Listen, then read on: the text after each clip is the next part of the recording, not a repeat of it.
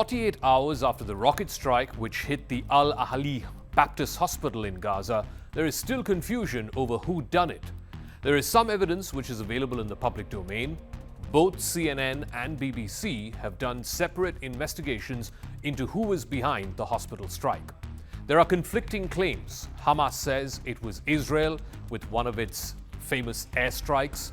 The Israeli Defense Forces claim it was a Palestinian terrorist rocket which misfired and struck the hospital, which they have now attributed as the handiwork of the Palestinian Islamic Jihad terror group. So what have the CNN and BBC pieces found? What does the evidence suggest? And is it conclusive in any one direction or the other? This is what the CNN investigation into the hospital strike has found out.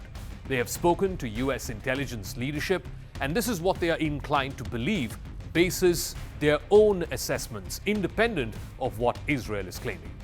The US government currently assesses that Israel was not responsible for the blast, according to the US National Security Council, the NSC.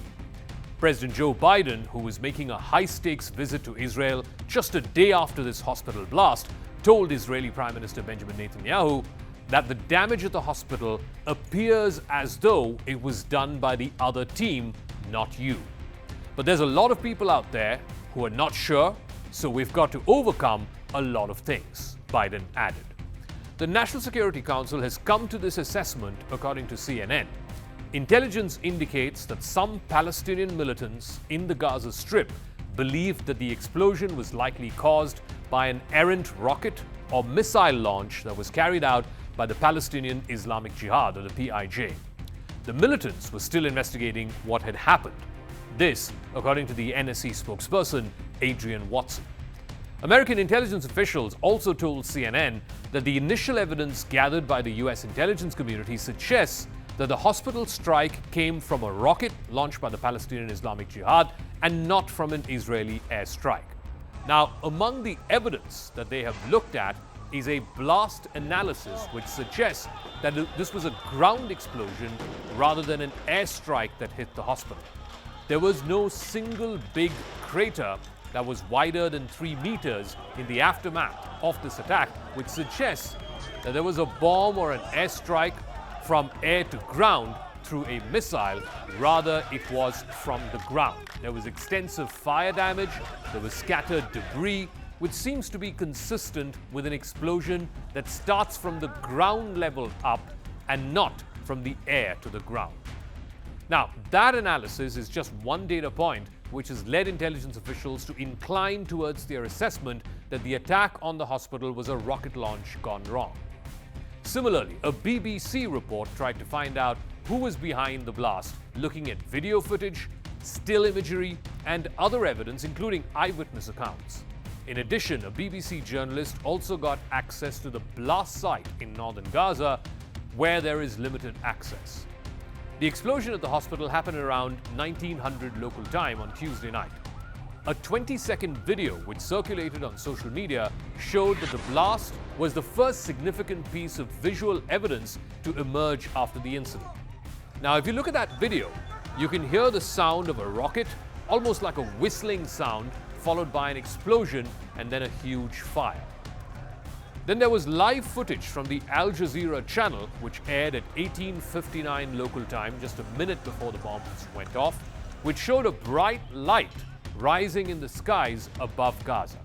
It flashes twice in the sky, and then it drastically changes direction and then finally explodes. All of this happens in a matter of seconds. An explosion is then seen far away on the ground. Now, some commentators have looked at this footage and have suggested this is likely from a rocket which appears to have changed direction, exploded, or disintegrated, and then this huge ball of fire. Now, the BBC in this report claims it contacted 20 different experts, think tanks, universities, companies who have weapons expertise. 9 of them did not respond. 5 of them did not comment at all, or at least were not willing to come on record to comment. But 6 of them spoke to the BBC, but so far, out of these 6, the findings are inconclusive. 3 experts said it is not consistent with what you would expect from a typical Israeli airstrike.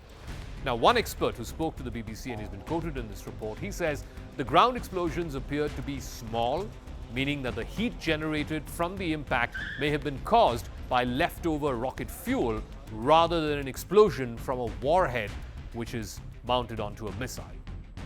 Another expert said the evidence looks like the explosion was caused by a failed rocket part hitting the car park and then causing a fire and a small hole on the ground. Based on available evidence, it appears that the explosion happened in a courtyard or a car park, which is part of the wider hospital complex, but not the hospital building itself. In fact, if you look at some of the images on the ground after the blast, it does not show any significant damage to surrounding buildings. What those images show instead are scorch marks, it shows burnt out cars, and of course a very, very small hole, perhaps about a meter or so. One of the most critical pieces of evidence is the nature of the crater that is left behind by this explosion. The IDF says the absence of a large crater that's 3 meters or wider than that, or blast damage to the adjacent buildings. Remember, no structural damage has happened to any of the buildings nearby this hospital. Now, the IDF is using these two bits of evidence, the lack of a big crater and the lack of structural damage to nearby buildings. The IDF is claiming that the explosion was not caused by its weapons, because likely if they were using heavy-duty weapons, then there would be both of this, a crater wider than 3 meters as well as structural damage to nearby buildings.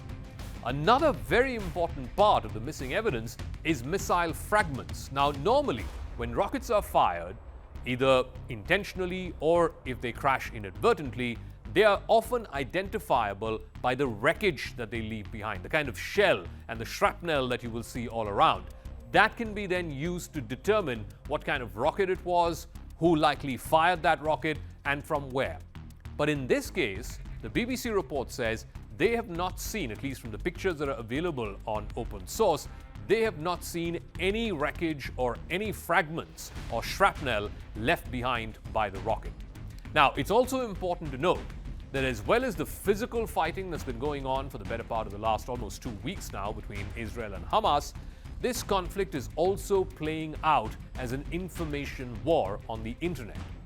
This is not the first time that authorities in Israel or Gaza have given completely different accounts of an explosion.